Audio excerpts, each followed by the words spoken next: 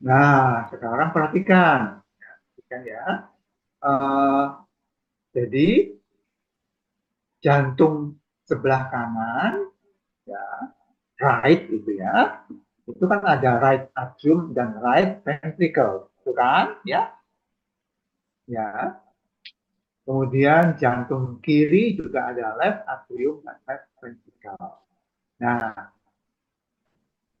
bagian jantung yang memompa darah adalah bagian ventricle. Bagian jantung yang memompa darah itu adalah dua bagian, yaitu yang kanan dan bagian jantung, bagian otot jantung yang memompa darah adalah ventricle, ya, baik ventricle kanan maupun ventricle kiri. Bisa ngikuti nggak? Bisa ngikuti? Bisa. Bisa, dokter. Bisa, dokter. Ya, terpaksa pakai gitu ya. Nah, ulang ya. Bagian jantung fungsinya kan sebagai pompa, ya, pompa yang berirama. Oke. Pemahaman pompa di sini artinya darah dari jantung dikeluarkan gitu, dipompa. Pemahaman pompa itu ada darah dikeluarkan. Nah, kedua bagian jantung, itu kanan dan kiri, ya, yang memompa, yang fungsinya memompa adalah bagian ventricle. Artinya apa? Di kanan ventricle kanan, di kiri ventricle kiri. Paham? Paham? Bisa mengikuti? Bisa? Bisa? Bisa, dokter. Bisa, dokter. Nah, oke ya. Nah, sekarang kalau pompa itu, kalau yang memompa adalah ventricle kanan, right ventricle, itu berarti darah dari ventricle kanan akan dikeluarkan dari ventricle kanan ke paru, gitu ya, melalui arteri pulmonalis. Gitu. Bisa ngikuti? Bisa? Bisa ngikuti? Bisa? Halo? Bisa, dok. Bisa. Cepet ya bilang ya biar tidak mengulang lama. Nah, kemudian, oke, itu yang ventricle kanan ya. Jadi kalau ventricle kanan mau pompa darah, darahnya tujuannya kemana? Tujuannya kemana? Ke organ mana? Paru. Paru.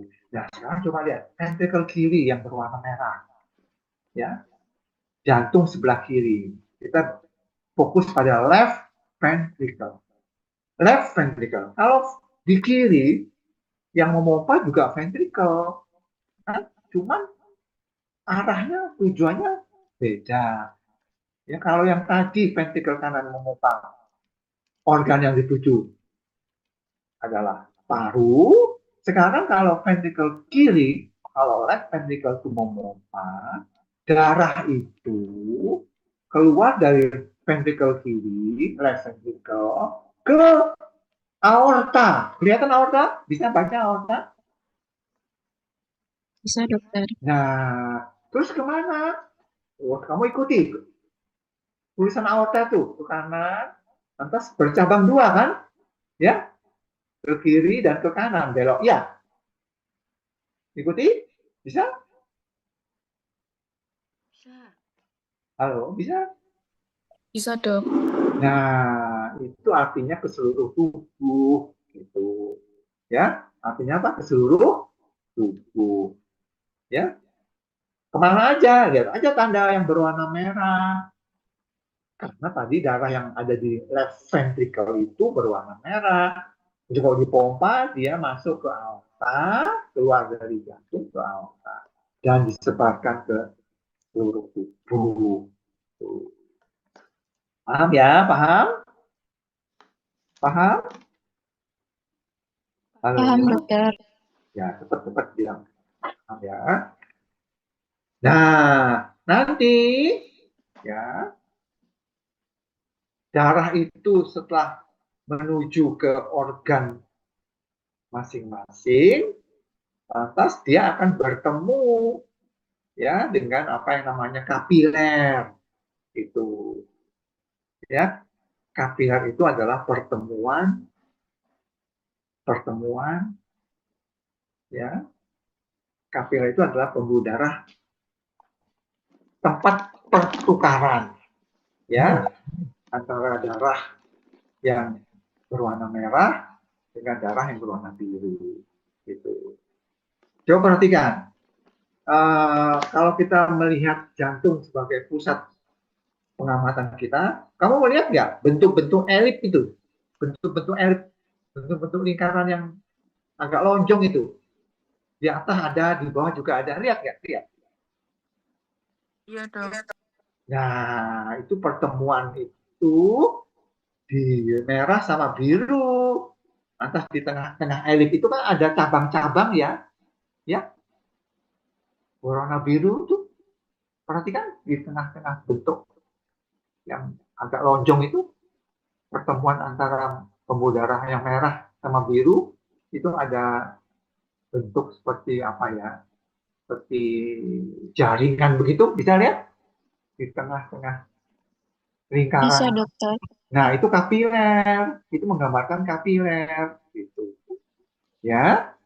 Jadi nanti kapiler itu tugasnya menerima CO2 gitu. Ya. Yang merah tugasnya menyerahkan oksigen gitu. Ya. Kemudian oksigennya masuk ke dalam sel, tapi lewat kapiler dulu. Ya. Ya. Setelah di kapiler, CO2 yang dihasilkan dari metabolisme sel itu akan masuk ke kapiler lagi, terus ke pembuluh yang biru gitu ya, pembuluh yang biru. Pembuluh yang biru itu yang coba perhatikan, pembuluh yang biru itu nanti akhirnya kan arahnya kemana? Arahnya ke jantung kan, coba perhatikan jantung itu ya, perhatikan birunya itu ke kiri, terus nanti naik lagi, naik terus belok kanan, nanti dia tanda panah itu akan masuk ke right atrium. Bisa mengikuti? Bisa mengikuti? Right atrium bisa? Bisa, Dok. Nah, jadi darah yang akhirnya masuk kembali ke jantung di bagian right atrium itu berwarna biru kan? Ya, itu darah yang banyak sekali kandungan CO2-nya. Itu. Ya. Jadi ini yang namanya sebenarnya disebut dengan buah bangunan yang namanya kardiovaskuler. Ya, hanya sekarang pembicaraan menyangkut jalannya darah di pembuluh darah, ya, baik waktu dia masih berwarna merah maupun kemudian berubah berwarna biru. Bukan darahnya loh yang berwarna biru ya, bukan ya. Tapi isinya berubah ya. Apa yang berubah? Isinya, kandungannya, ya. Yang berwarna biru itu kandungan CO2-nya lebih banyak. Sedangkan yang berwarna merah itu kandungan oksigennya lebih banyak. Gitu. Ya. Jadi waktu darah itu dipompa dari jantung sebelah kiri, dari ventrikel kiri, keluar, kemudian masuk ke aorta. Itu warnanya apa? Warnanya apa? Warnanya apa? Halo? Warnanya apa? Jantung merah, ya. Jantung dari sebelah kiri, ventrikel kiri, memompa darah. Kan darah itu keluar dari jantung, kemudian ke aorta kan? Ya, ikuti itu aortanya. Ketemu aorta, ketemu aorta. Iya, Dokter. Nah, aorta terus hanya ke seluruh tubuh. Ya, setelah ketemu kapiler, nanti darah yang tadinya kayak banyak kandungan oksigennya, ya, akan disebarkan oksigennya ke sel, ya, melalui kapiler yang seperti anyaman itu yang gambar apa, elips ya, bukan lingkaran tapi elips ya, itu banyak kapiler, udara kecil-kecil. Itu ya, setelah bertemu dengan kapiler, oksigennya dikirim ke sel, nanti sel akan membuang CO2. Ya, tujuannya kemana? Ke jantung. Ya, tapi nanti bukan lewat pembuluh darah yang berwarna merah, tapi yang berwarna biru. Karena yang berwarna biru itu akhirnya semuanya akan menuju ke jantung, yaitu ke atrium kanan, yaitu ke right. Bisa mengikuti nggak? Bisa. Saya mengikuti bisa? Bisa, dokter. Oke.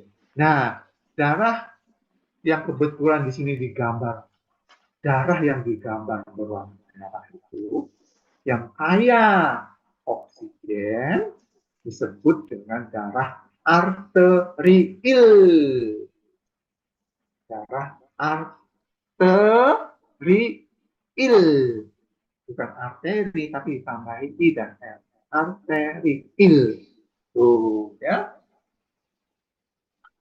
Terus darah yang berwarna digambar di berwarna biru itu menunjukkan bahwa pembuluh darah itu ya darahnya banyak CO2. Dokter J bilang banyak ya, bukan semuanya tapi banyak. Itu berarti masih ada O2. Darah yang mudahnya diwarnai biru di sini disebut dengan darah yang bersifat venous. Venous. Venous. Bukan vena, tapi venous. Gitu ya. Jadi ada dua pemahaman di sini. Ada arterial, ada venous. Gitu. Ya. Nah, darah venous yang masih ada di dalam pembuluh darah ini semuanya nanti menujunya ke jantung sebelah kanan. Ya, yang lebih detailnya lagi ke atrium kanan, ke right atrium. Berkumpul di situ. Ya, gitu. Ya. Jelas nggak? Jelas bisa diikuti nggak? Halo? Bisa, dok. Bisa, dokter. Kalau nggak ngerti, langsung tanya ya. Langsung. Ya, ingat ya. Jadi, pemahaman Topan ini adalah darah itu keluar dari jantung. Nah, bagian jantung yang berperan sebagai pompa adalah bagian kalau baik yang kiri maupun bedanya apa? Bedanya adalah kalau jantung kanan itu memompa darah sampai di lung atau di paru. Tapi kalau jantung kiri memompa darah itu masuk ke aorta kemudian mengalir ke seluruh tubuh. Ya, kalau binatang itu ke depan, jantung. Kalau dia berdiri, ya ke empat kaki ya, jadi ke depan dan ke belakang. Ya, di darah yang berwarna merah itu yang sepertinya induknya itu di aorta itu sebar ke depan dan ke seluruh tubuh pokoknya. Ya, targetnya siapa? Targetnya adalah sel. Gitu, ya. Paham sekarang? Mengerti sekarang? Arterial sama venous, mengerti? Halo? Bisa? Oke. Ya, nah, Mbak, sekarang coba perhatikan pokoknya Kak Presiden. Itu sudah ya. Sekarang jantung itu dilengkapi juga dengan katup. Dengan katup. Nah, ini coba ikutin saya. Kamu sudah ketemu right atrium belum? Ini sebagai contoh. Right atrium. Sudah dok. Sudah ketemu? Sudah. Sudah? Sudah. Nah, nanti kamu ikuti masuk ke ventricle kanan, masuk ke right ventricle. Sudah masuk? Sudah ketemu tulisan right ventricle? Sudah dok. Nah, ujungnya itu ada dua seperti apa ya, dua bilah gitu, dua bilah. Jadi ujung itu kan ada tanda panah ya, dari celah gitu, celah yang kecil yang ada di right atrium kan ada celah kan, yang kemudian nyambung ada tanda panah belok itu, tanda panah di ventricle kanan, tanda panah di ventricle kanan ketemu. Tanda panah Dokter. di ventricle kanan ketemu. Iya dok. Nah, itu ujungnya tanda panah itu bukan tanda panah, tapi ujungnya itu ada bentukan yang kebetulan posisinya terbuka. Itu namanya katup. Jadi katup itu posisinya adalah di antara atrium dengan ventricle. Katup. Ya, atau valve. Valve. Biasanya valve. Itu posisinya adalah di antara atrium dengan ventricle. Begitu. Baik di kiri maupun di kanan. Ya. Jadi kalau kita lihat kanan, coba kanan, jantung kanan, ya. Ya. Katup yang menghubungkan atrium kanan dengan ventricle kanan. Ketemu nggak kira-kira? Ketemu nggak? Katup atau valve yang menghubungkan atrium kanan dengan ventricle kanan. Bisa? Kebetulan dia posisinya terbuka. Itu namanya katup bikus. Katup. Sudah? Halo? Katup trikuspidal. Begitu. Bisa menangkap? Halo? Iya dokter. Jadi lihat dulu atrium kanan, kemudian lihat ventricle kanan. Nanti di antaranya itu ada katup, ada valve. Itu namanya trikuspidal. Gitu ya. Terus sekarang lihat sekarang hubungan antara ventricle kanan dengan arteri pulmonalis. Lihat. Ventricle kanan sudah ketemu? Sudah? Sudah dok. Arteri pulmonalis sudah ketemu? Sudah dok. Nah, hubungan di antara keduanya itu ada katup. Katup itu namanya katup pulmoner karena dia berhubungan dengan pulmoner. Itu ya, pulmoner. Itu. Ya, jadi di sebelah kanan ada dua katup. Katup trikuspidal yang menghubungkan atrium kanan dengan ventricle kanan. Dan katup pulmoner yang menghubungkan ventricle kanan dengan arteri pulmonalis. Gitu. Ketemu? Bisa menangkap? Bisa? Halo? Bisa dokter. Bisa ya. Sekarang coba alihkan pandangan ke jantung kiri yang berwarna merah. Sudah? Coba lihat sekarang. Coba ikuti. Sebelumnya ikuti. Sudah ketemu vena pulmonalis. Sudah ketemu. Keluar dari paru. Ya, betul. Sudah ketemu? Sudah, Sudah. Dok. Nah, itu arahnya kemana? Terus turun ya, tanda panah itu. Arahnya kemana? Ke jantung lagi kan? Ya. Iya, Ya. dokter. Nah, masuknya kemana? Ayo, masuknya kemana? Ayo, masuk. Jantung yang mana? Darah ada di vena pulmonalis itu. Ke jantung masuknya di mana? Ditampung di mana? Atrium kiri. Iya, left atrium. Left atrium. Ya, oke. Nah, sekarang ikuti terus. Left, udah ketemu tulisan left atrium? Udah?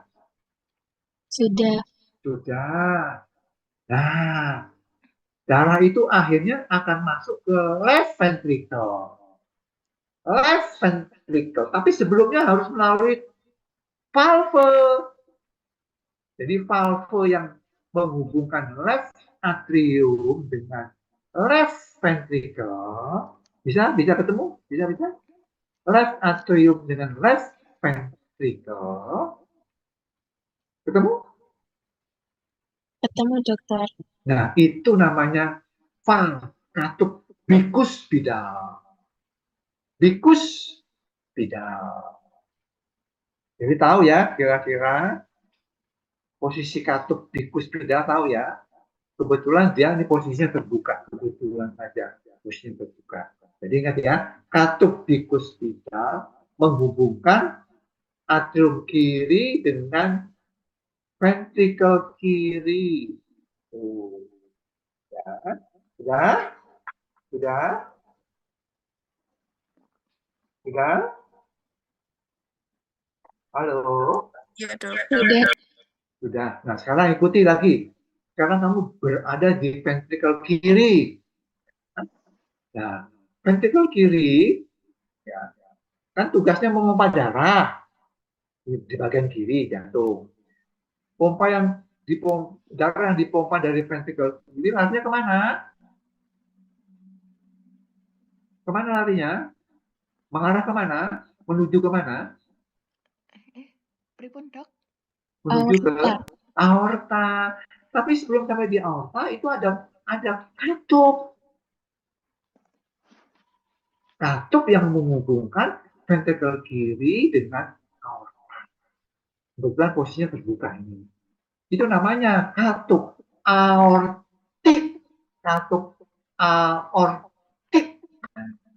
Ya, ya, karena dia berhubungan dengan apa? Pembuluh darah aorta. Gitu. Tadi masih ingat nggak? Katup pulmoner masih nggak? Masih, Ingat? dok.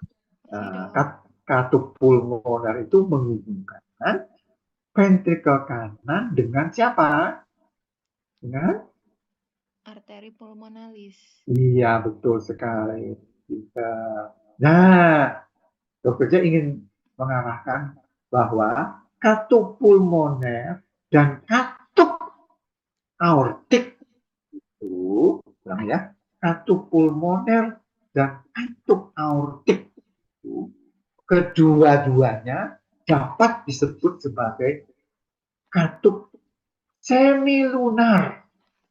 Nah, katup apa? Semilunar. Semi itu separuh, lunar itu hanya bulan. Lucu. Jadi kedua katup itu, pulmoner maupun aortik, bentuknya sama. Sehingga boleh disebut masing sebagai katup semi lunar. Ya, oke, jelas? Jelas, dok. Nah, sekarang kembali ke katup, masih belum selesai. Masih ingat katup trikuspidal dan bikuspidal? Masih ingat? Masih, dok. Masih. Katup bikuspidal itu kan katup yang menghubungkan atrium kiri dengan ventricle kiri. Itu bikuspidal. Katup trikuspidal adalah katup yang menghubungkan atrium kanan, right atrium, dengan ventricle kanan, right ventricle. namanya katup trikuspidal. Tuh. Paham? Paham? Paham. Nah, sekarang perhatikan. Katup trikuspidal ya, yang sebelah kanan ini dan katup bikuspidal. Tentunya kita ngomong bikuspidal berarti kita harus alihkan gambaran kita ke kiri, ya. Jadi gambar trikuspidal dan bikuspidal. Ya, kedua katup ini karena posisinya disebut juga dengan nama AV valve. AV valve. A itu atrio, V-nya ventrikular. Ya, kedua katup ini posisinya atau kedudukannya sebagai penghubung antara atrium dengan ventrikel. Itu. Makanya dia disebut sebagai katup, kedua-duanya disebut sebagai katup AV valve. Ya, jadi AV valve ada dua, di sebelah kanan dan sebelah kiri. Gitu, ya. Juga demikian juga untuk semilunar. Ada di sebelah kanan, ada di sebelah kiri. Nah, capek juga ya? Bisa bisa mulai bingung bisa? Halo? Paham, Halo. Dok. Paham ya. Oke. Ini sengaja Dokter Jack sampaikan detail karena nanti kalau kuliahnya menyangkut uh, siklus jantung, katup-katup ini harus paham betul di mana posisinya, namanya apa, ya, fungsinya apa. Ya, jadi dengan demikian jumlah katup yang ada di jantung itu berapa?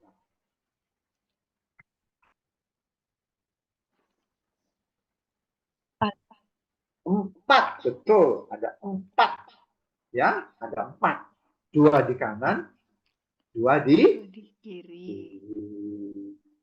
Ya. Oke. Ini katup ini penting, ya.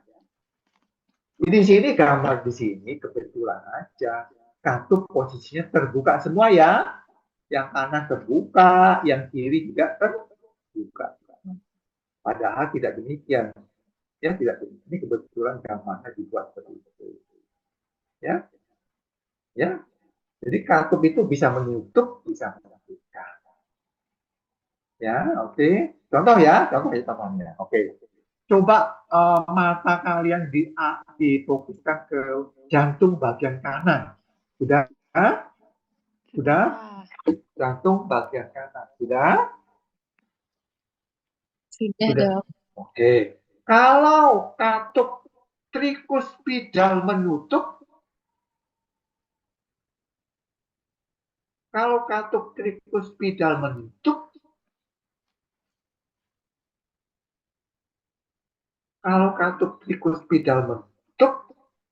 itu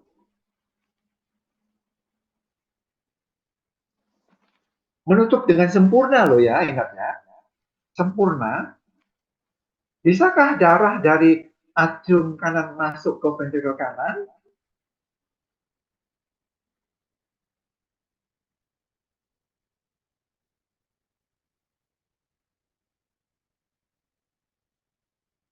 Bisa. Halo? Kalau katup trikuspidal menutup dengan bisakah darah dari atrium kanan pindah ke ventrikel kanan? Tidak bisa. Tidak bisa. Oh, tidak bisa. Ya, oke, tidak bisa darah itu mengalir ke ventrikel kanan. Demikian pula dengan katup-katup yang lain. Ya, begitu. Ya, tidak bisa. Nah, Tapi pada kondisi tertentu di mana ada kelainan, katup itu bisa mengalami kelainan loh. Ya. Dia fungsinya kan membuka dan menutup. Kapan membuka, kapan menutup, nanti kita akan bicarakan pada siklus jantung. Ya. Tapi dia harus bisa membuka dan menutup. Kalau membuka harus membuka sempurna. Kalau menutup harus menutup dengan sempurna. Ya. Nah, katup yang tidak, kalau dokter bilang katup gitu aja berarti berlaku untuk semua katup ya. Katup yang tidak bisa menutup dengan sempurna, katup yang tidak bisa menutup dengan sempurna. Itu namanya, pasti ini kondisinya sudah nggak normal ya kalau kita begini.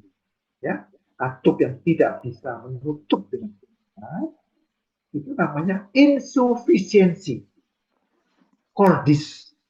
Insufisiensi. Cordis. Cordis itu dari bahasa cord itu jantung. Ya, insufisiensi. Insufisiensi. Ya. Itu tidak bisa apa tadi? Tidak bisa menutup dengan sempurna. Ya, sekarang katup yang tidak bisa membuka dengan sempurna. Katup yang tidak bisa membuka dengan sempurna namanya stenosis. Namanya stenosis. Ya, stenosis. Ya, ingat ya. Ini kondisi tidak normal ya. Ya. Ya, jadi katup yang normal itu harus menutup dengan sempurna atau membuka dengan. Oke. Jelas? Oke. Nah, masih coba contohnya masih sebelah kanan. Kalau terjadi kondisi insufisiensi, kalau terjadi kondisi insufisiensi di katup trikuspidal, kalau terjadi kasus insufisiensi di trikuspidal,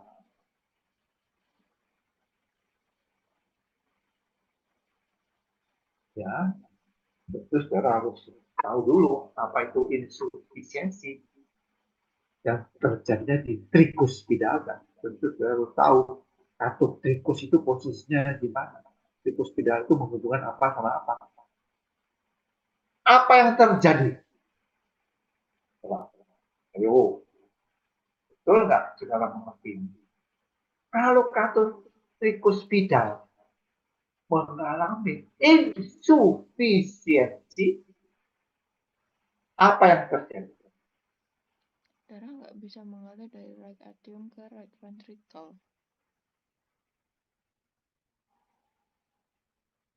Maksud dokter Jack, apa yang terjadi? Terjadi itu maksudnya perubahan apa yang muncul kalau jantung memompa? Tentunya saudara harus tahu jantung yang mana. Karena dengan ada kata trikus, berarti saudara otomatis beralih ke pemikiran, oh, trikus berarti jantung sebelah Kanan. kanan. Apa terjadi kalau insufisiensi di trikus? Dengan asumsi katup yang lain baik, gitu ya. Nah, ini katup yang tidak ada masalah. Katup trikusnya yang insufisiensi. Berarti apa? Darah dari right atrium Berarti apa? bisa Dari masuk. ventricle ke atrium. Berarti yang pasti gangguan fungsi pompa kan? Ya, Ya, fungsi pompa terganggu. Fungsi jantung sebagai pompa terganggu. Coba ceritakan terganggunya gimana? Ingat, kalau fungsi pompa berarti kalau ada kata fungsi pompa, berarti saudara pasti tahu otot mana yang dimaksudkan. Atrium kah atau ventricle?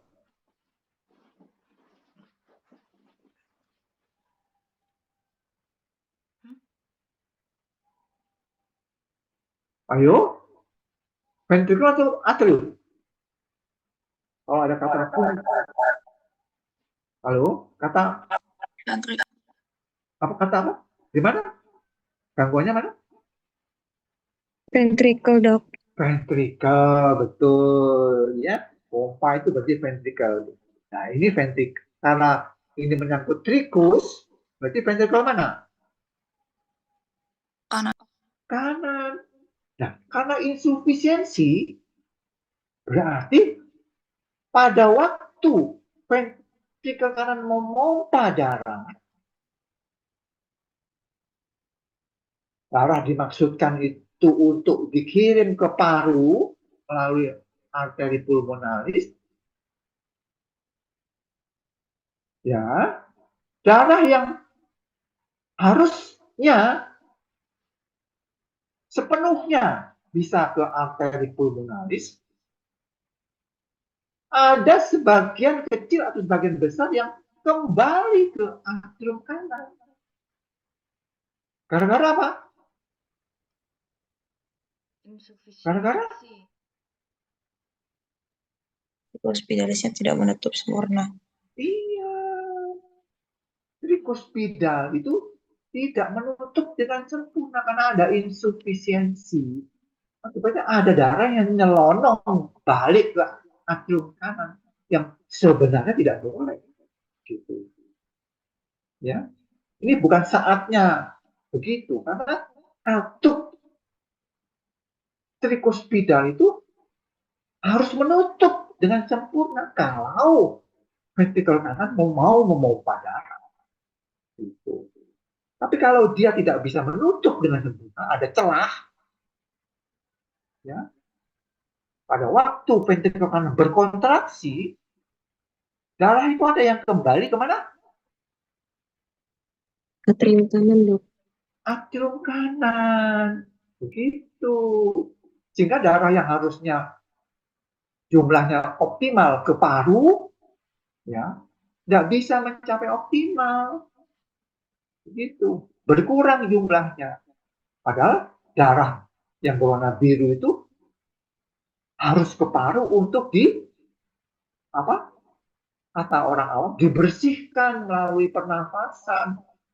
Ya, CO2-nya dibuang ke dunia luar, oksigennya dihirup masuk. Begitu. Akibatnya nanti darah yang keluar dari paru jumlahnya sedikit. Yang sudah menjadi darah berwarna merah itu sedikit jumlahnya keluar dari paru. Yang akhirnya masuk ke atrium kiri. Kenapa kok sedikit? Ya karena ada yang kembali ke atrium. Atrium mana? Kembali ke atrium kanan, Dok. Atrium kanan. Gara-gara ada peristiwa insufisiensi begitu ya. Nah, ini ya, jadi kamu bisa bayangkan bagaimana kalau hewan atau individu itu mengalami kelainan katup. Nah, itu. Nah, ini baru contoh di sisi yang satu saja. Begitu. Jadi katup itu normal harus menutup sempurna dan membuka. Ya, nanti dokter dia akan terangkan kapan membuka, kapan menutup. Dokter dari darah siklus jantung ya. Paham? Ini paham? Paham semuanya? Paham? Ya, Paham, Dok. pentingnya katup, ya, pentingnya apa?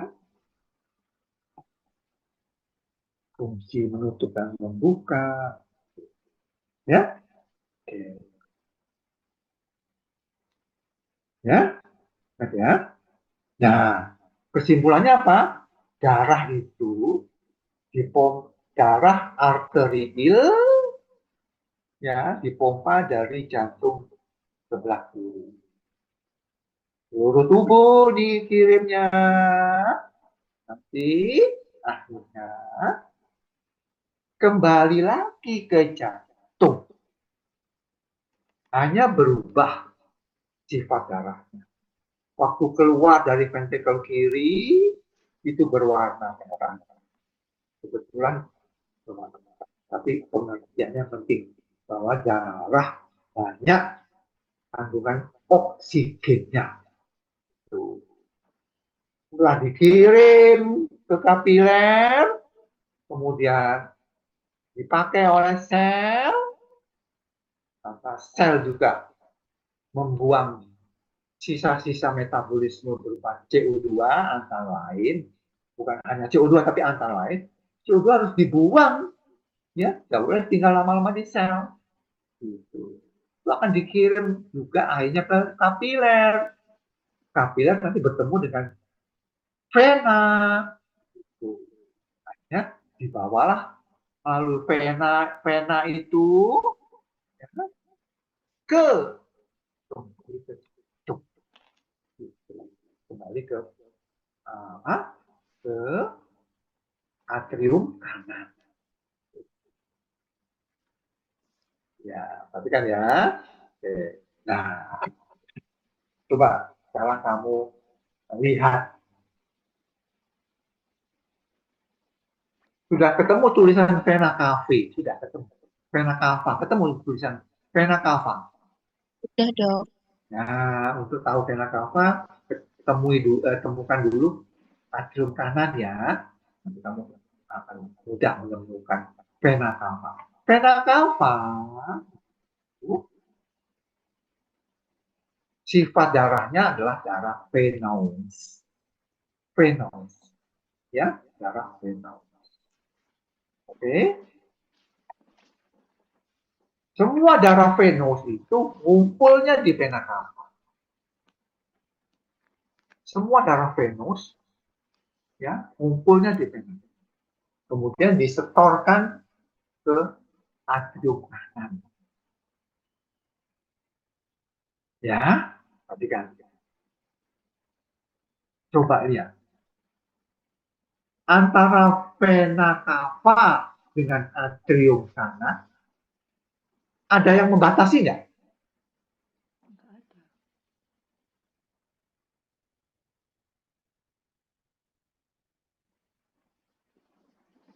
Antara vena cava dengan right atrium, ada yang membatasi nggak? Nggak ada. Halo, halo. Ayo, apa? Ada apa enggak? Tidak, Dok. Tidak ada. Ya, tidak ada. Tidak seperti hanya atrium kanan dengan ventrikel kanan. Kan begitu kan? Di mana di antara keduanya itu ada apa? Katup. Ada apa? Katup. Katup tricuspida. Tricuspida, betul. Tapi di sini tidak ada. Vena cava dengan atrium kanan tidak ada. Tapi darah itu ada masa-masa masuk ke atrium kanan, ada masa-masa tidak bisa masuk ke atrium kanan. Jadi darah yang dari vena cava itu ada masanya bisa masuk ke atrium kanan, ada masanya tidak bisa masuk ke atrium kanan. Hebat toh? Padahal tidak ada katup. Kalau darah dari atrium kanan tidak bisa masuk ke ventrikel kanan, sepanjang katup trikus menutup dengan simpulkan, gampang dipahami. Katupnya nutup, ya pasti ya nggak ada darah yang pindah dari atrium kanan ke ventrikel kanan. Tapi ini bagaimana? Katupnya nggak ada. Kok bisa ya? Suatu saat nanti darah dari vena cava tidak akan masuk ke atrium kanan. Ayo. Apa prinsip dasar yang melatar belakang ini?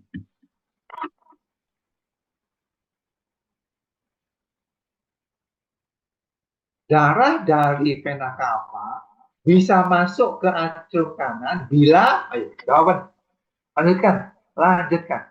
Darah dari vena cava bisa masuk ke atrium kanan apabila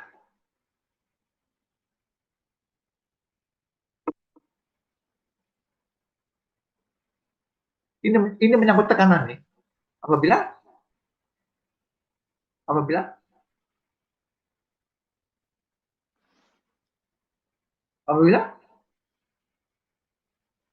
darah itu bisa berpindah dari satu tempat ke tempat yang lain kalau di antara kedua titik itu ada perbedaan tekanan. Kan begitu kan? Ilmu fisika ya. Nah, darah dari vena cava bisa masuk, bisa mengalir terus ke atrium kanan bila tekanan di atrium kanan jauh lebih rendah daripada tekanan di vena cava. Jadi selama itu terjadi, selama tekanan di atrium kanan lebih kecil daripada di vena cava, maka selama itu darah akan terus masuk ke atrium kanan. Nanti kalau tekanan kedua titik itu sudah hampir sama, itu maka darah tidak akan masuk lagi ke atrium. Ya, ini luar biasa. Ya, tidak ada katup, tapi bisa mengatur. Ya, jadi sepanjang tekanan darah di vena cava lebih tinggi daripada tekanan darah di atrium kanan, maka darah akan terus mengalir ke atrium kanan. Ya, ya. Kalau darah dikoreksi di atrium kanan itu dalam jumlah yang baik, dalam jumlah yang optimal, ya, maka darah yang ada di atrium kanan nantinya akan masuk ke ventrikel kanan juga dengan jumlah yang semestinya. Gitu. Ya, kalau darah yang masuk ke ventrikel kanan dengan jumlah yang semestinya, berarti darah yang ada di ventrikel kanan yang akhirnya dipompa masuk ke paru, lalu arteri pulmoner juga dalam jumlah yang semestinya. Begitu seterusnya. Kalau itu terjadi, maka darah yang keluar dari paru dan masuk kembali berwarna merah ke jantung, yaitu di atrium kiri, juga akan memiliki jumlah yang semestinya. Akhirnya apa? Darah yang ada di atrium kiri, akhirnya kan akan masuk ke ventrikel kiri, juga begitu. Nah, kalau darah di ventrikel kiri sudah berada dalam jumlah yang banyak, maka pada waktu dia memompa, ya, jadi ventrikel kiri memompa, maka darah itu ke awal dan ke seluruh tubuh dengan jumlah semestinya. Dan itu namanya apa? Sirkulasi yang sukses, kardiovaskularnya normal. Gitu. Ya, ya. Nah untuk itu maka kasarnya orang awam bilang pembuluh darah jantungnya api, jantungnya kudu api, ya, pembuluh darahnya kudu api. Kenapa? Darah yang keluar dari ventrikel kiri yang dipompa itu ke seluruh tubuh misalnya 5 liter. 5 liter. Nanti yang 5 liter itu kudu masuk kembali ke atrium kanan. Itu. Tidak boleh kurang sak mili pun. Gitu ya. Jadi darah yang dipompa dari ventrikel kiri 5 liter, nanti dia akan kembali ke jantung, cuman sifat darahnya berbeda kan, berwarna biru kan, kayak kayak banyak CO2-nya masuk ke atrium kanan 5 liter juga. Itu ya, ini namanya sirkulasi yang normal, yang sukses. Ya, jadi darah itu harus mengalir di pembuluh darah yang tidak ada kelainan, ya, tidak ada penyempitan, tidak ada pengapuran, tidak ada pembuntuan, gitu, untuk bisa mencapai keseimbangan seperti itu. Atau darahnya mengalir di pembuluh darah yang bagus, tapi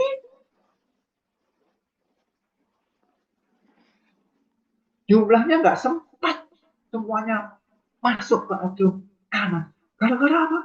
Gara-gara ada perdarahan, ada kecelakaan, ada patah tulang. Sehingga darah itu tidak bisa semuanya kembali ke atrium, tapi keluar dari tubuh. Gitu. Ya, bisa saudara bayangkan begitu. Ini mungkin saja terjadi. Ya, kecelakaan. Kasus-kasus perdarahan. Itu menyebabkan darah yang kembali ke atrium kanan jumlahnya berkurang. Ya. Nah, by the way, ya, apapun kasusnya, normal atau tidak normal, darah yang kembali ke jantung, yang tentunya notabene-nya bersifat venous, tentunya melalui vena cava. Saya ulangi ya, darah yang kembali ke jantung, tentunya sifatnya venous, dan kemudian dikoreksi di vena cava dan masuk ke atrium kanan, itu disebut dengan venous return. Venous itu darah yang kaya banyak CO2. Return itu kembali, atau disingkat dengan VR. VR, ya, venous return. Apa Vina? Vina? Kamu dengar, Vina? Halo, Vina. Vina Twinka. Dok, Apa namanya? kenapa Apa, dok? Venus ritem. apa namanya darah yang kembali ke jantung? Darah venous yang kembali ke jantung melalui vena cava masuk ke atrium kanan, namanya apa? Dokter Jack hanya ingin ngetes saja, suara dokter Jack kedengaran apa enggak? Namanya apa, Vina? Venus Apa? Venus return.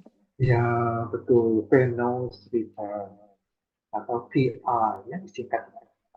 Itu. Ya. Jadi kalau masih Vina, dengarkan baik. Jadi kalau VR-nya ini turun, menguntungkan nggak untuk kardiovaskular?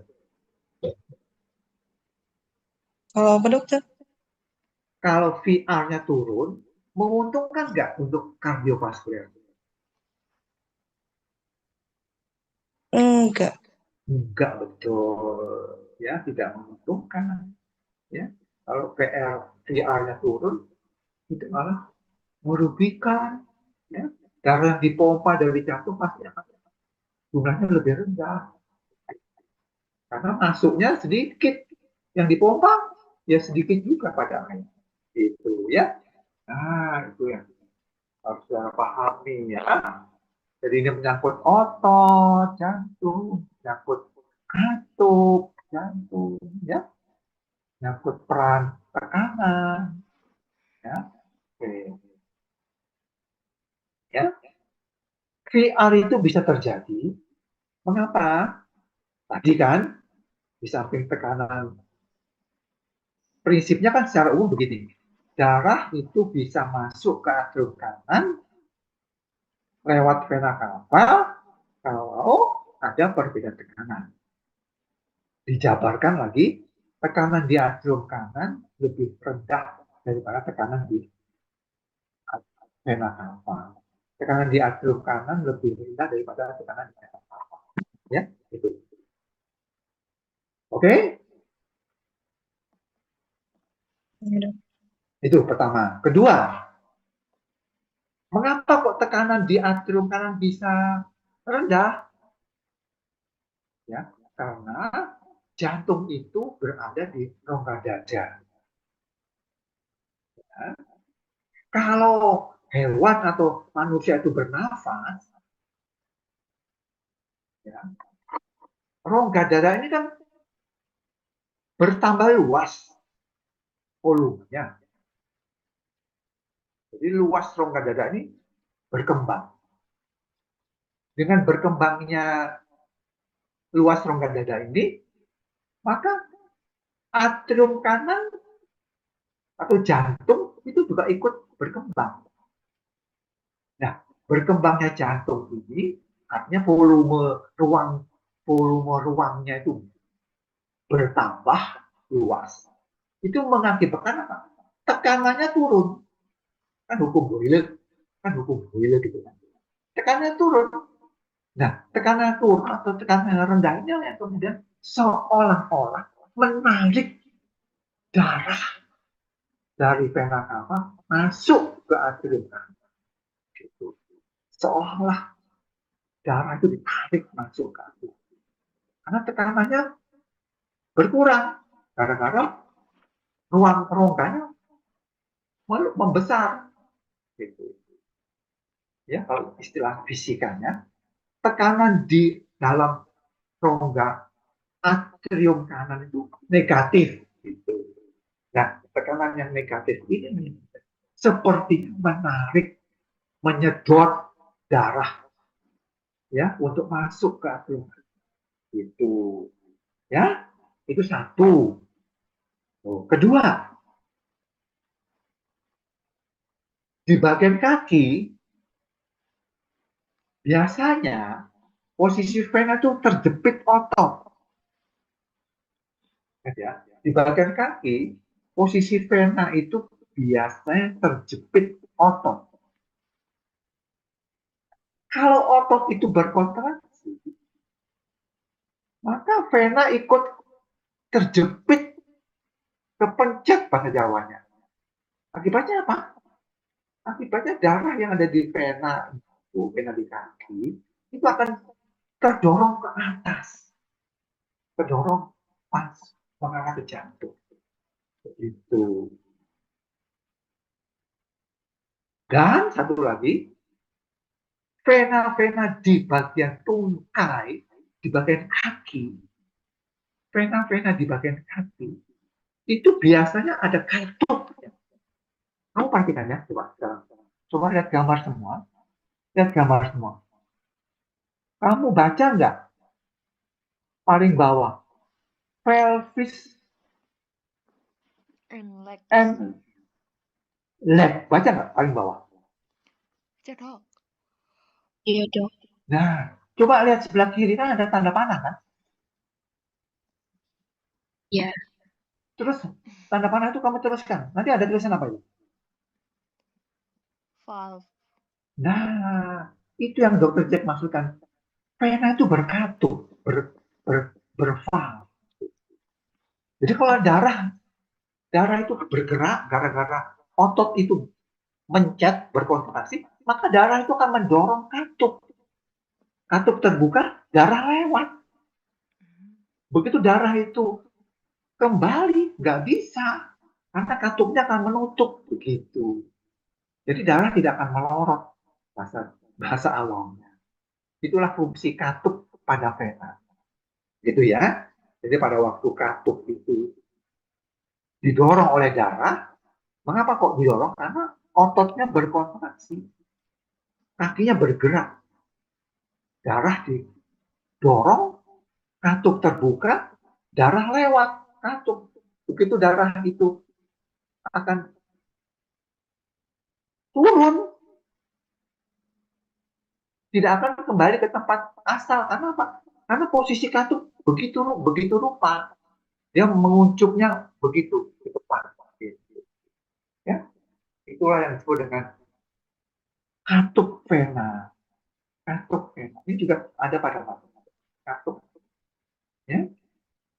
Jadi ini yang ingin Dr. Jack sampaikan. Kalau kamu berolahraga, ya, ya, coba habis olahraga, gerak-gerakan kakimu. Gerak-gerakan kakimu. Itu bisa membuat kemudian otot di kakimu berkontraksi. Akibatnya apa? Vena-vena yang banyak, darah venusnya itu akan bisa cepat berjalan mencapai vena cava yang akhirnya masuk ke atrium kanan. Ya, akibatnya apa?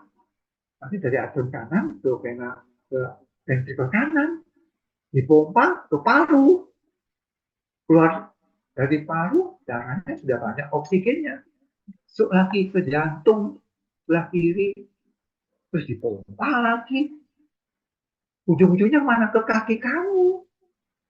Akibatnya kamu akan merasakan, kok hilang ya pegel sikilku gitu. Kok hilang ya pegelnya? Ya itu. Darah yang banyak mengandung CO2 dan asam laktat itu akan membuat capek. Tapi kalau itu digerakkan kakimu, ya, itu akan didorong terus masuk ke atrium kanan. Dari atrium kanan ke ventrikel kanan.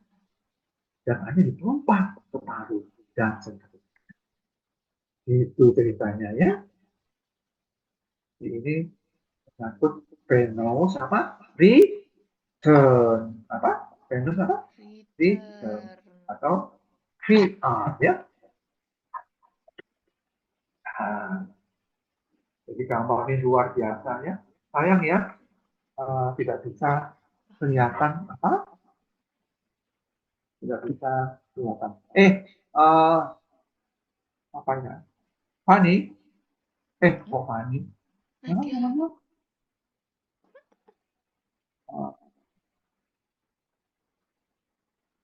Siapa tadi namanya lupa ya? Nadia.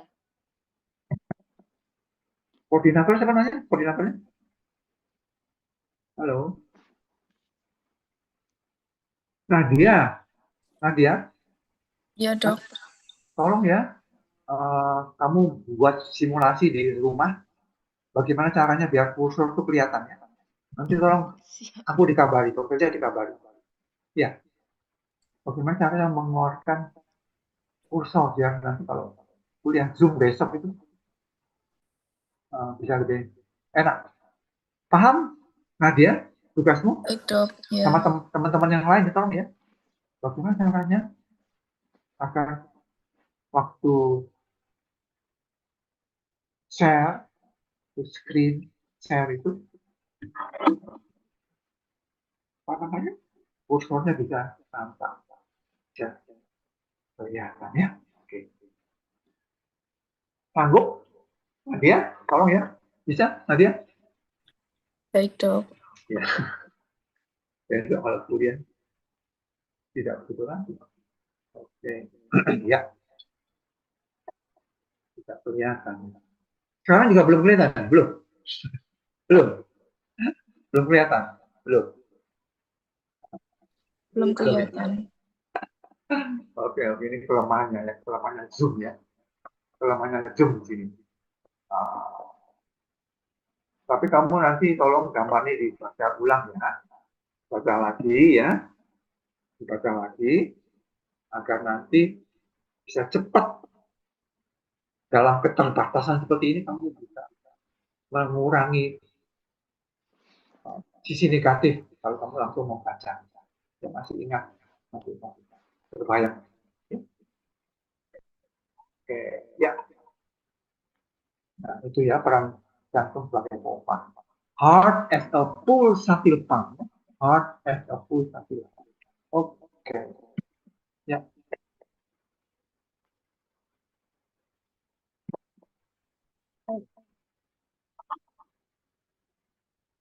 Oh, nggak bisa nggak bisa pindah. Karena dia yang Oh, nggak bisa pindah ya. Oh, ini. Oh, nggak bisa pindah. Oh, nggak bisa pindah, Nadia. Oh, ya, bisa. Oke. Ya.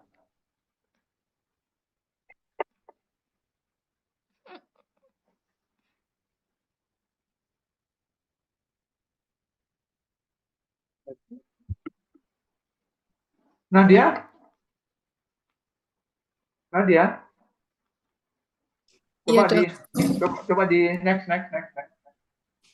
Ya. Terus. Nah, oke. Terus. Lagi. Enggak, kembali. Nah, ini, oke. Nah, Ini.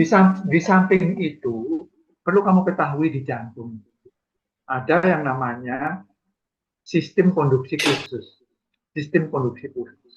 Ya.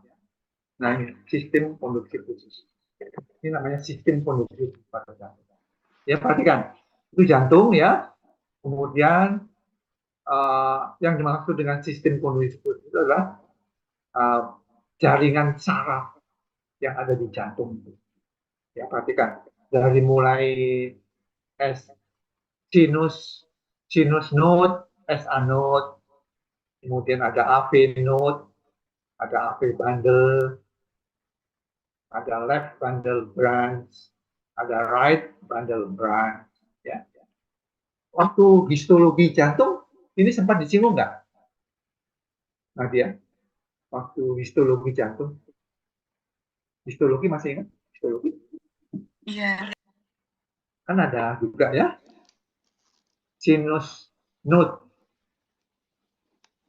S sinoat disebut juga SA node, SA node, sinoatrial node, SA node, sinoatrial node, ada AV node, AV bundle, left bundle, dan right.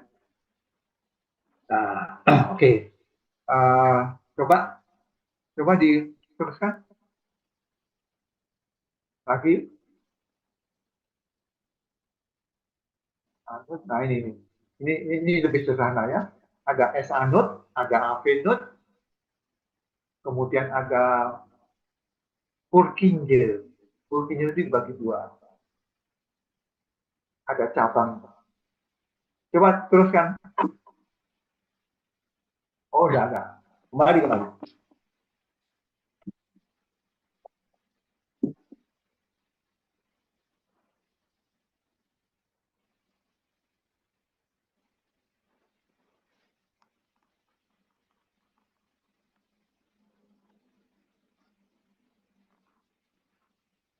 Coba kembali lagi. Kembali. Terus. Lagi kembali. Ya, ini. Lagi. Nah, ini ya. Jadi ada kelas pengantar khusus A, SA node, B, AV node, C, his bundle, D, Purkinje. Ya. Jadi ini adalah sebenarnya saraf yang ada pada jantung. Dan uniknya apa? Bagian-bagian ini serat pengantar khusus itu SA node, AV node, Miss Bundle dan Purkinje itu memiliki ciri-ciri karakteristik masing-masing. Ya, masih ingat nggak bahwa jantung itu memiliki 4 sifat, ya kan? Ada batmotropik, ada dromotropik, ada chronotropik, ada inotropik. Ya, kalau kamu belajar jantung pada waktu praktikum barangkali jantung kurang ya, jantung kurang nggak praktikum. Nah dia jantung kurang udah, jantung kurang udah. Belum, Dok. Oh belum. Nah, ada batmotropik, ada dromotropik, inotropik, ada chronotropik. Nah di sini ya masing-masing berbeda-beda. Ini untuk memberi penjelasan ya mengapa bagian jantung itu kok tidak pernah berkontraksi bersama antara bagian atas dan bagian bawah, antara atrium dan ventrikel tidak pernah berkontraksi dalam waktu yang bersamaan. Ini unik sekali. Pertanyaannya adalah mengapa bagian atrium tidak pernah berkontraksi bersama dengan bagian ventrikel? Ya, kalau dokter bilang bagian atrium berarti kanan kiri, bagian ventrikel berarti kanan kiri. Tidak pernah atrium berkontraksi dalam waktu yang bersamaan dengan ventrikel. Apa jadinya? Ayo, apa jadinya? Kalau itu kita bayangkan ya. Karena ini jantung kan berkontraksi dengan ritme tertentu, punya ritme. Jadi ritme jantung di bagian atrium itu beda dengan ritme jantung di bagian ventrikel. Untuk bisa melihat itu kita harus tahu masing-masing karakteristiknya, ya. S-anut, A-venut, disbandel, dan Purkinje. Kalau kita bicara kepekaan, kepekaan bahasa fisiologinya batmotropik. Kalau kita bicara kepekaan, yang paling peka itu S-anut. Ingat ya, A, B, C, D ini adalah saraf yang menginervasi jantung. Tapi uniknya, setiap bagian itu punya cara memiliki karakteristik masing. Kalau kita melihat dari sisi kepekaan, kamu kan juga tahu kan? Kalau kita bicara kepekaan itu menyangkut nilai ambang, threshold. Kalau kita bicara threshold, kita pasti ingat potensial aksi. Kamu masih ingat nggak? Atau tidak mau mengingat lagi karena sudah UTS. Sudah UTS ya, Nadia? Nadia? Iya, Hai. Sudah. Kita masih ingat potensial aksi. Ya oke, sudah lupakan aja. Jadi S-anut, A-venut, dan serta Purkinje. Ini masing-masing memiliki sifat yang berbeda. Ya, kesimpulannya apa? Semakin ke jantung tadi bentuknya seperti apa? Seperti apa? Seperti kun ya, condong ya. Nah, jadi ada bagian atrium itu namanya basis, ada bagian yang mengerucut namanya apa? Apex. Betul. Ada bagian basis, ada bagian apex. Nah, S-anut itu ada di bagian basis. Basis tempatnya atrium. Nah, itu ada di bagian basis. Kemudian Purkinje yang D ini ada di bagian apex. Ya. Kita lihat aja A dan D aja. Semakin ke apex, ternyata bagian-bagian ini kepekaannya berbeda. By the way, semakin ke apex, kepekaan saraf ini semakin lemah, semakin kurang peka. Yang paling peka adalah S1. Peka itu apa? Rangsangannya kecil saja sudah muncul potensial aksi pada membran sel. Itu namanya peka. Rangsangannya kecil saja itu sudah timbul potensial. Itulah yang dimiliki oleh S-anut. Jadi paling peka dia. Tapi semakin ke bawah, semakin ke apex, kepekaannya semakin berkurang. Dan akhirnya yang paling kurang peka adalah Purkinje. Itulah sebabnya mengapa kalau di atas itu kontraksi, di bagian apex kontraksi, di bagian basis kontraksi, di bagian apex tidak kontraksi. Karena apa? Karena kepekaannya beda. Di bagian basis itu kan tempatnya itu paling peka. Semakin ke bawah, semakin ke apex, semakin kurang peka. Tempatnya pacemaker, tempatnya begini. Jadi itu jawabannya mengapa bagian atrium, bagian basis tidak pernah berkontraksi bersama-sama dengan bagian apex. Karena apa? Karena kepekaan antara bagian basis dengan bagian apex berbeda. Yang paling peka adalah estanol. Yang paling kurang peka adalah Purkinje. Gitu. Tapi ini mengandung keuntungan. Kalau dia tidak berkontraksi, karena kepekaannya paling rendah, artinya membutuhkan rangsangan yang besar sekali, baru dia bisa timbul potensialasi, baru dia berkontraksi. Menyebabkan apa? Masa rileksnya lama. Kalau masa rileksnya lama, berarti waktu mengisi darah, waktu pengisian atrium, ingat ya, waktu pengisian ventricle, ingat ya, bahwa ventricle itu memperoleh darah dari siapa? Ventricle memperoleh darah dari bagian mana? Atrium. Dari mana? Ventricle mendapat darah dari mana? Atrium. Dari atrium. Ya. Jadi semakin lama dia memiliki kecepatan relaksasi, berarti darah akan masuk ke ventricle lebih banyak. Itu untungnya. Jadi di atas kontraksi, di bawah tidak. Malah relaksasi. Nanti suatu saat, kalau ventricle keduanya sudah penuh, ya, dan saatnya dia berkontraksi, maka kontraksi yang paling kuat itu ada di ventricle. Karena apa? Karena kecepatan menghantarkan potensial aksi itu paling tinggi ada di Purkinje, ada di bagian ventricle.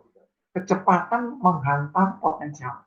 Ingat ya, bukan kecepatan menjadi terpotensial aksi, bukan kecepatan menjadi potensial aksi, tapi kecepatan menghantar.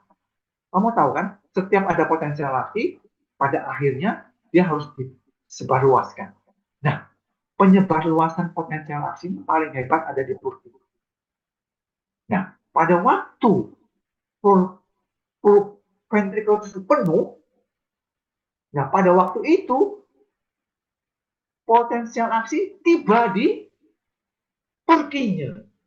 Begitu tiba di Purkinje, ingat ya, kontraksi itu namanya kontraksi di otot apa saja, namanya kontraksi di bagian otot mana saja, itu harus ada potensial aksi dulu. Begitu ada potensial aksi, baru bisa kontraksi. Nah, sampainya potensial aksi di ventricle, ketika ventricle itu sudah penuh. Begitu. Jadi begitu ventricle penuh, potensial aksi sampai di ventricle, maka kontraksi itu bisa berlangsung sangat kompak. Karena apa? Setiap sel yang ada di ventricle itu memiliki sifat yang namanya, pernah nggak kamu di histologi mendengar intercalated disc ya? Pernah. Pernah? Aduh. Intercalated disc. Ya, itu adalah konstruksi di bagian ventricle khususnya, di mana membran sel-sel ventricle bersatu melakukan fungsi. Ya, sehingga kalau satu sel itu ada potensialnya, karena membrannya menyatu, dia otomatis ikut terpotensialasi. Akibatnya timbul kontraksi. Ya, ini ceritanya mengapa kontraksi di ventricle itu sangat kuat. Ya. Karena seluruh sel yang membangun otot ventrikel itu bisa berkontraksi dalam waktu yang hampir bersama. Karena apa? Karena potensialasinya terjadi juga dalam waktu yang hampir bersama. Nah, strukturnya tadi intercalated disc itu. Ya. Jadi ini ceritanya mengapa kontraksi di bagian basis tidak pernah berlangsung bersamaan dengan bagian refleks. Itu pertama. Kedua, mengapa pompa jantung itu kuat sekali? Ya, kok bisa memompa darah sampai begitu jauh, terutama bagian kiri bisa begitu jauh.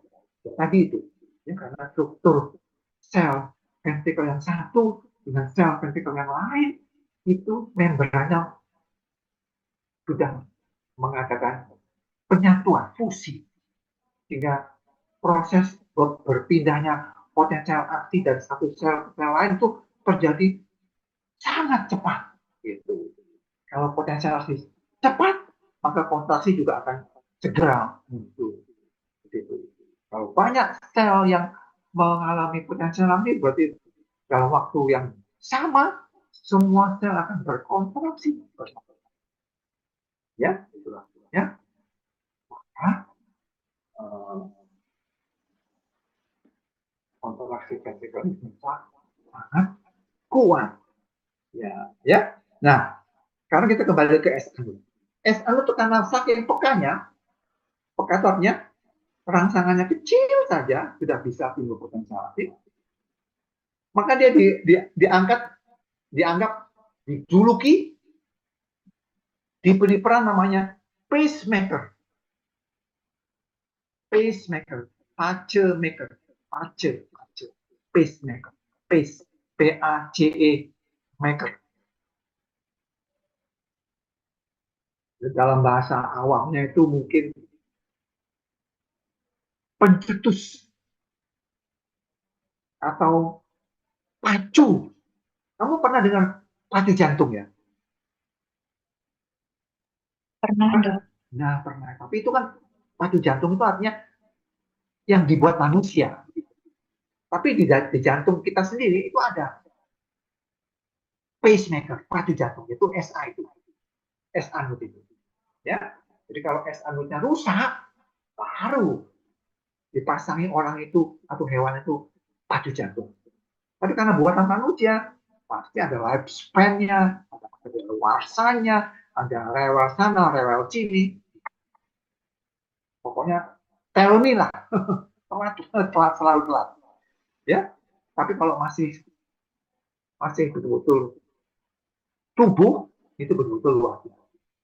Ya, jadi karena sifat kepekaannya paling tinggi, maka S-anut itu diberi peran sebagai apa? Pacemaker.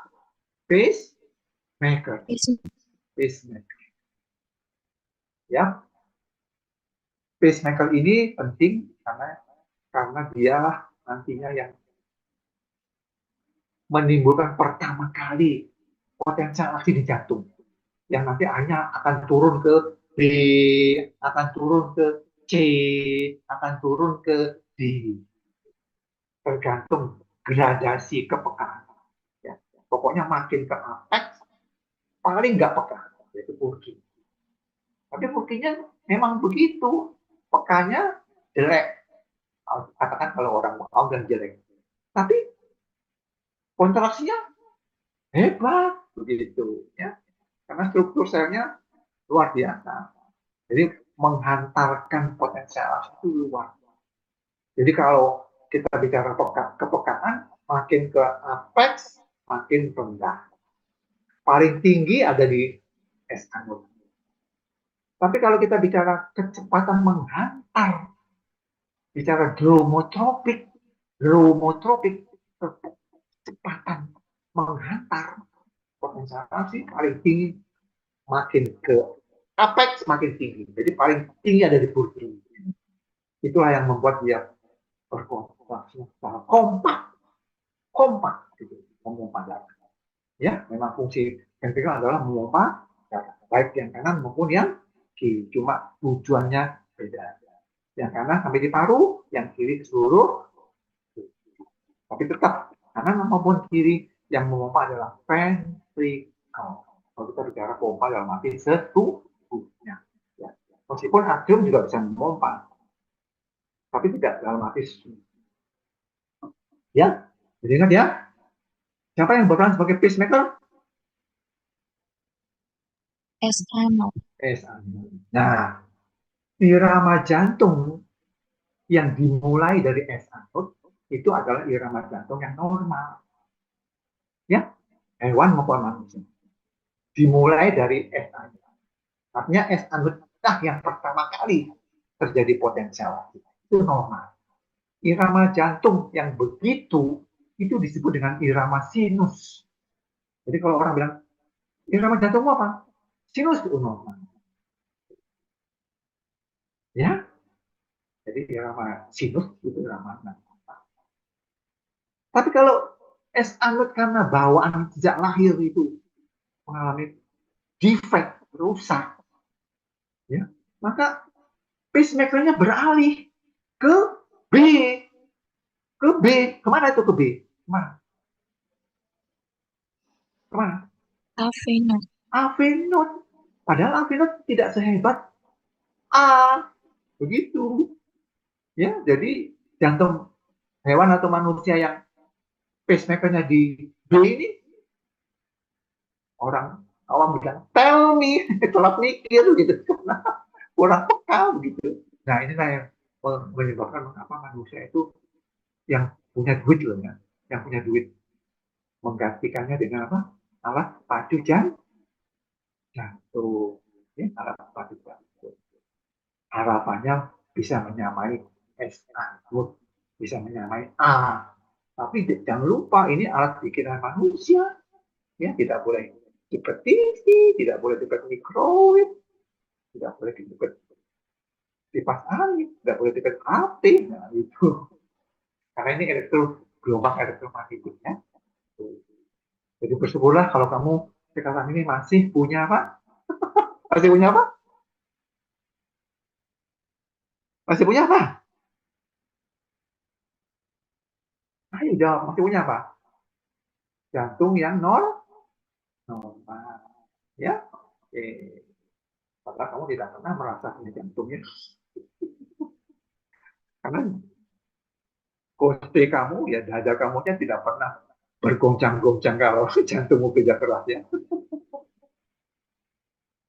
Nanti kalau suatu saat ya jantungmu mengalami sesuatu yang bukan tidaknya, baru ya, baru jadi terasa. Oh, my heart gitu ya. Jantung saya ternyata ada di sini gitu ya. Oke, oke, oke, oke. Ada yang ingin tanyakan?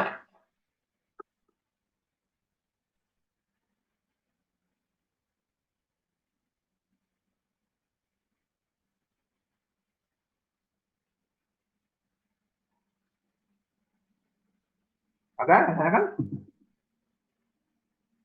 Belum ada, Dok. Belum ada.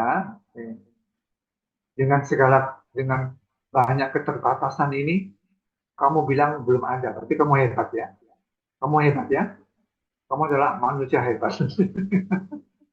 Dengan keterbatasan model teknologi Zoom ini, kamu masih mengatakan belum ada. Bersyukurlah ya. Kalau kerja punya model seperti ini ya. Berarti perhatiannya besar sekali. Apalagi nanti sampai di rumah tolong dibaca lagi, baca lagi, dibaca. Ya. Nah, kecuali yang kamu bisa tahu ini, di jantung juga ada yang namanya, coba teruskan. Next, terus. Nah, ini, stop, mundur. Ah, ini, ya, ini, ya. Kamu bisa lihat tulisan transitional fibers, bisa lihat, bisa baca tulisan transitional fibers, bisa? Bisa, Bisa, Dok. Dok. Nah, kamu bisa baca afinut, afinut bisa? Bisa, Dok. Nah, itu afinut ya, berarti di atas itu adalah apa? In S anut ya, ada S anut. Nah, in transitional fibers atau jaringan transisi antara S anut dengan afinut itu ada namanya transitional fiber atau disebut juga dengan nama yang namanya disebut dengan AP junction. Coba, coba terus, terus, terus, terus, terus, terus, terus, terus, terus, terus, terus, terus, terus, terus. Nah ini, oh betul.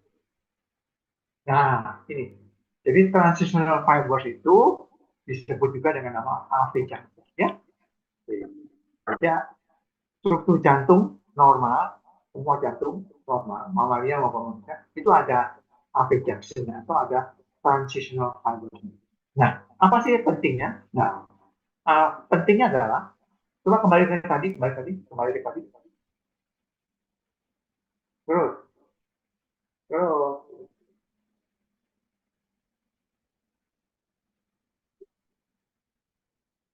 Ya, stop. Nah, ayo, yang tadi. Ayo, ya, stop, stop. Uh, Nadia, Nadia, Nadia, Nadia, Nadia. Iya, Prof. Iya, Dok. Suara saya menggema apa enggak? Enggak. Enggak. Enggak menggaung, enggak. Bisa ditangkap jelas, bisa. Bisa. Oke, syukurlah kalau gitu. Tidak menggema ya. Coba suaramu, Nadia.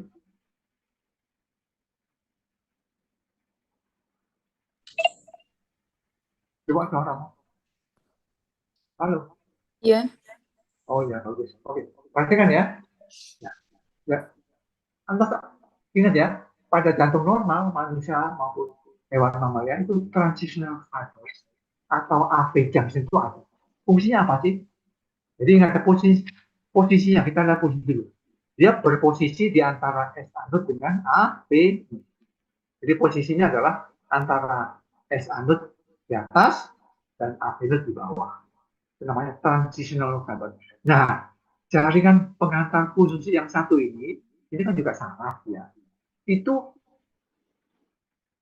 lambatnya luar biasa. Ya. Kepekaannya sangat-sangat amat kurang. Kalau tadi makin ke bawah itu makin tidak peka, makin kurang peka.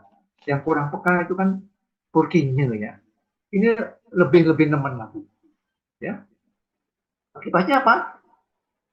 Akibatnya potensial aksi yang sudah muncul di S anut, ya. Kalau mau turun ke alveolut kan harus melalui transitional fiber. Tapi karena transitional fiber ini sifatnya mendelay artinya menghambat, maka potensial aksi itu akhirnya sampainya di alveolut juga terlambat. Sampai di alveolut terlambat, sampai di bagian lain ke bawah terlambat. Akhirnya terlambat lagi juga sampai di Purkinje. Jadi ini fungsinya di situ. Jadi fungsinya transitional fiber itu menghambat. Memang sifatnya memang begitu. Ya. Kepekaannya sangat rendah. Gitu. Sangat rendah. Dia yang paling rendah. Ya. Tadi kan diumumkan makin ke apex, kepekaan makin rendah. Yang paling rendah adalah Purkinje. Tapi ini lebih rendah lagi dari Purkinje. Yang namanya transitional fiber. Nah, kelebihannya apa? Dengan adanya model seperti ini, potensial aksi itu sampainya di Purkinje pendek cerita kan betul. Sampainya di Burkinya juga sangat terlambat. Apakah ada keuntungan kalau potensial aksi sangat terlambat sampai di Burkinya? Adakah untuk keuntungannya? Siapa yang bisa jawab? Kalau bisa jawabnya pintar banget, betul pintar. Apa keuntungannya? Dengan adanya transitional fibers, dengan adanya AP junction seperti ini, maka potensial aksi akan lebih lambat sampai di Purkinje. Keuntungannya apa? Keuntungannya apa? Ini lambat tapi menguntungkan. Aneh dong? Beda dengan kamu kalau naik pesawat, asal dengan kata delay, waduh pasti kepalamu cekot, cekot gitu kan? Pesawatku di delay, bolak-balik delay. Tapi ini delay menguntungkan. Nah, yang delay adalah yang mendelay transitional fiber atau AP junction. Tapi menguntungkan buat vertikal. Ayo, apa menguntungkannya apa?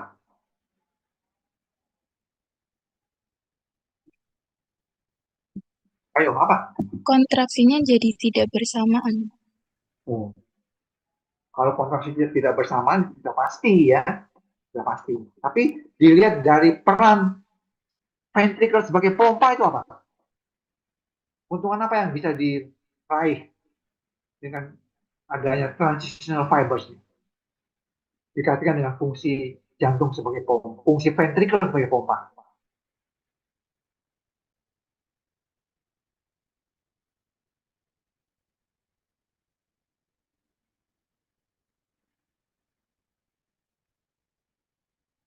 Apa? Apa? Kalau ya gimana? Ventricle kenapa? Halo, ventricle gimana? ventrikelnya bisa keisi dulu, terus baru berkontraksi. Ventricle terisi dulu. Ya, kalau dia lambat berkontraksi, kalau dia tidak berkontraksi berarti dalam posisi apa? Kalau dia tidak berkontraksi berarti dalam posisi apa?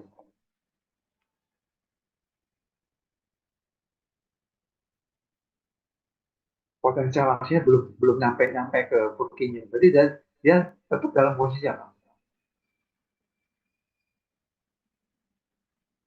Kalau otot tidak kontraksi berarti dia apa?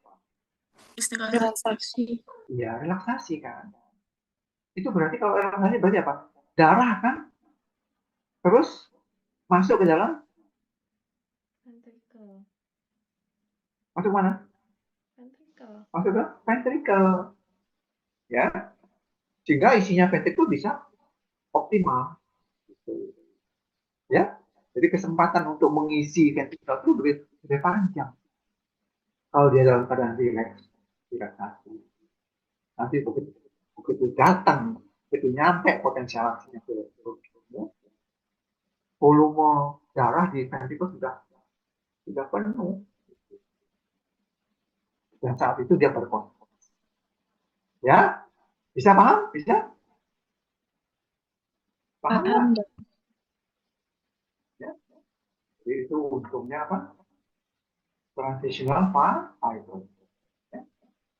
Di situ nanti di halaman berikutnya nanti kamu bisa baca ya. Manfaat apa? AP junction.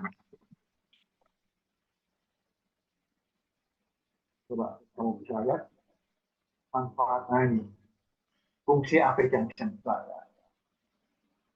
Bisa kamu lihat ya. Fungsi AP junction. Nah, ini kita coba baca nomor 2. Memberi kesempatan atrium untuk menyelesaikan kontraksinya hingga pengisian ventricle lebih banyak. Artinya lebih banyak darah yang bisa ditampung di dalam ventricle. Jadi begitu nanti potensial langsung nyampe di ventricle, di Purkinje, maka ventricle akan gitu. Masih ingat nggak kalau kamu belajar anatomi, otot itu bisa kontraksi karena ada saraf ya. Kalau otot tidak ada sarafnya, tidak bisa berkontrak. Jadi ingat, otot itu bisa berkontrak. Otot itu bisa berkontrak kalau ada saraf. Mengapa? Karena saraflah yang membawa potensial aktif. Dan saraf itu penghantarnya adalah saraf. Ketemu otot, maka otot juga akan mengalami potensial aktif. Sel-sel ototnya. Ototnya, ya. Ya.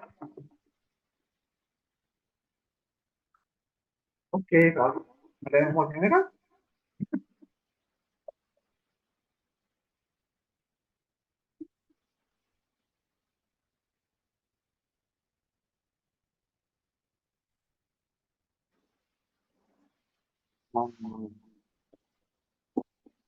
Mudah-mudahan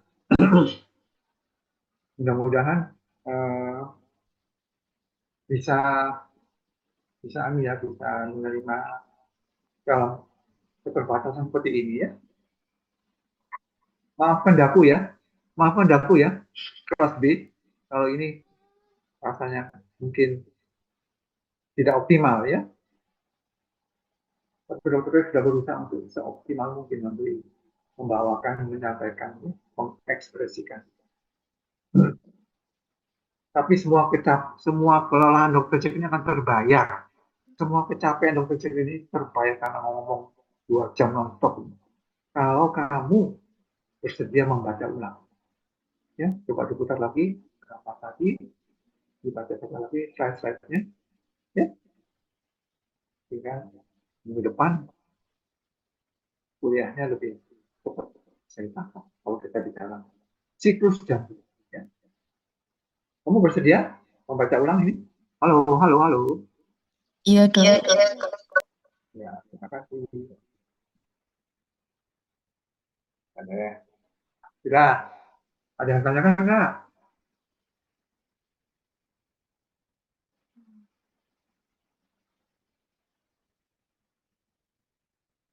Ada? Tidak, Dok. Tidak.